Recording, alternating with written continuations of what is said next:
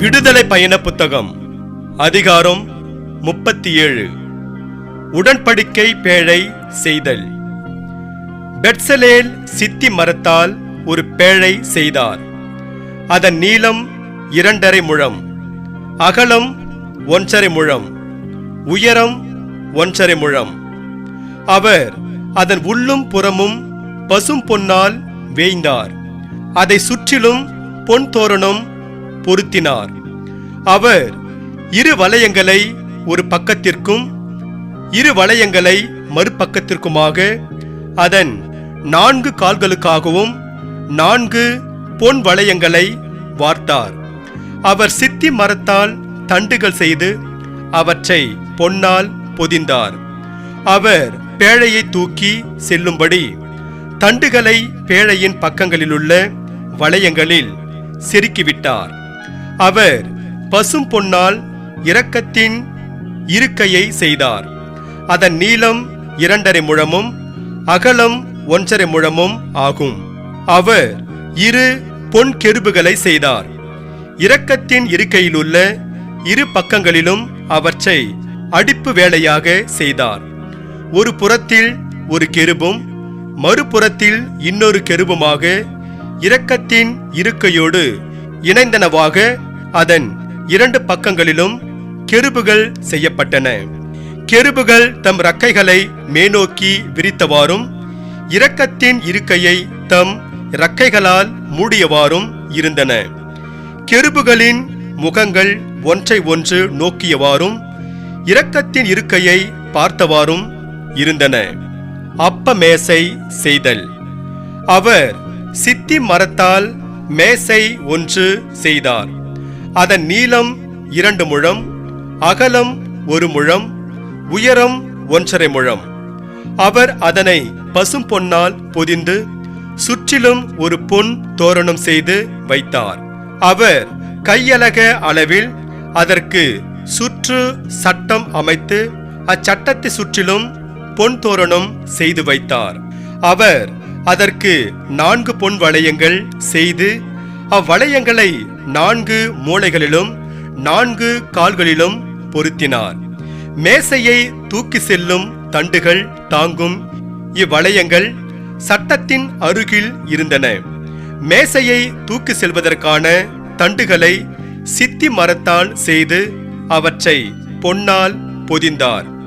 மேசை மேல் இடம்பெறும் துணை கலன்களான தட்டுகள், கிண்ணங்கள், சாடிகள், நீர்ம படையலுக்கான குவளைகள் ஆகியவற்றையும் பசும் பொன்னால் செய்தார். விளக்கு தண்டு செய்தல். பசும் பொன்னால் ஒரு விளக்கு தண்டு செய்தார். அதை அடிப்பு வேலையாக செய்தார். அதன் அடித்தண்டு கிளைகள், கிண்ணங்கள், குமிழ்கள், மலர்கள் ஆகியவை ஒன்றிணைந்ததாக இருந்தன. விளக்கு தண்டின் ஒரு பக்கத்தில் இருந்து 3 கிளைகளும் விளக்கு தண்டின் மறுபக்கத்திலிருந்து 3 கிளைகளுமாக அதன் பக்கங்களில் 6 கிளைகள் பிரிந்து சென்றன. ஒரு கிளையில் வாதுமை வடிவில் 3 கிண்ணங்கள் தம் தம் குமிழுடனும் மலருடனும் இருந்தன. மறு கிளையிலும் வாதுமை வடிவில் 3 கிண்ணங்கள் தம் தம் குமிழுடனும் மலருடனும் இருந்தன. இவ்வாறே விளக்கு தண்டிலிருந்து பிரிந்து செல்லும் 6 கிளைகளும் அமைந்தன. விளக்கு தண்டுக்கு நேர் மேலே வாதுமை வடிவில் 4 கிண்ணங்கள் தம் தம் குமிழ்களுடனும் மலர்களுடனும் இருந்தன. முதல் 2 கிளைகளுக்கு கீழே ஒரு குமிழ், இடை 2 கிளைகளுக்கு கீழே ஒரு குமிழ், கடை 2 கிளைகளுக்கு கீழே ஒரு குமிழ் என்று அதிலிருந்து பிரிந்து செல்லும் 6 கிளைகளும் அமைந்தன. அதன் குமிழ்கள் கிளைகள் யாவும் ஒன்றிணைந்தனவாயும் பசும் பொன் அடிப்பு வேலையுடன் செய்யப்பட்டனவாயும் இருந்தன. அதன் 7 அகல்கள், அணைப்பான்கள், நெருப்பு தட்டுகள் ஆகியவை பசும் பொன்னால் செய்யப்பட்டன. அவர் அதனையும் அதன் எல்லா துணை கலன்களையும் ஒரு தாளந்து பசும் பொன்னால் செய்தார். தூபபீடம் செய்தல். அவர் சித்தி மரத்தால் தூபபீடம் செய்தார்.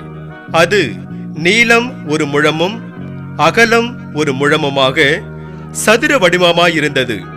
அதன் உயரமோ 2 முழம். அதன் கொம்புகள் அதனுடன் ஒன்றிணைந்திருந்தன. அவர் அதன் மேல்பாகம், அதன் பக்கங்கள், அதன் கொம்புகள் ஆகியவற்றை பசும் பொன்னால் வேய்ந்து சுற்றிலும் தங்கத்தோரணம் பொருத்தினார். அதை தூக்கி செல்லும் தண்டுகளை தாங்க அதன் தோரணத்துக்கு கீழே 2 மூலைகளிலும் 2 பொன் வளையங்கள் வீதம் 2 பக்கங்களிலும் அவர் பொருத்தினார். சித்தி மரத்தால் அவர் தண்டுகள் செய்து அவற்றை பொன்னால் பொதிந்தார். திருப்பொழிவு எண்ணெயும் நறுமண தூபமும் தயாரித்தல். அவர் தூய திருப்பொழிவு எண்ணெயையும் திறமை வாழ்ந்த பரிமள தயாரிப்பாளன் செய்வது போல் செய்யப்பட்டதும் களப்பற்றதுமான நறுமண தூபத்தையும் தயாரித்தார்.